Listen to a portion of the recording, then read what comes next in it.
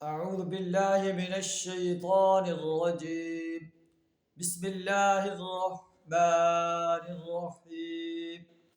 إن هذا القرآن يهدي للتي هي أقوم ويبشر المؤمنين الذين يعملون الصالحات أن لهم أجرا كبيرا. صدق اللہ العظیم. سورہ بنی اسرائیل کی آیت نمبر 9 آپ کے سامنے تلاوت کی ہے، جس کا ترجمہ کچھ اس طرح ہے: ان ھذا القرآن یہدی للتی ہی اقوم.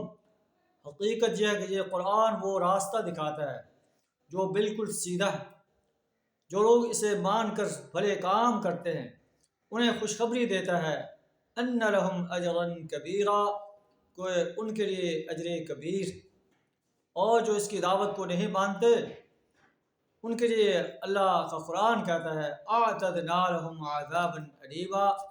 ہم نے منکرین قرآن کے لیے عذاب علیم تیار کر رکھا ہے.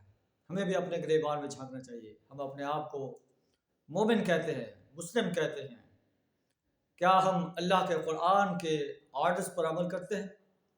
کیا ہماری راتیں اللہ کے قرآن کے مطابق گزرتی ہیں؟ ہمارے دن اللہ کے قرآن کے بتائے ہوئے طریقوں کے مطابق گزرتے ہیں یا اس کے مخالفت میں چل رہے ہیں؟ اگر اس کی مخالفت میں چل رہے ہیں تو ہمیں یاد رکھنا چاہیے کہ ہمارا انجام کیا ہوگا. اللہ سے دعا ہے ہمیں اپنی اور اپنے پیارے رسول صلی اللہ علیہ وسلم کے دیے ہوئے احکامات کے مطابق اپنی زندگی کے ہر لمحے کو بسر کرنے کی توفیق عطا فرمائے.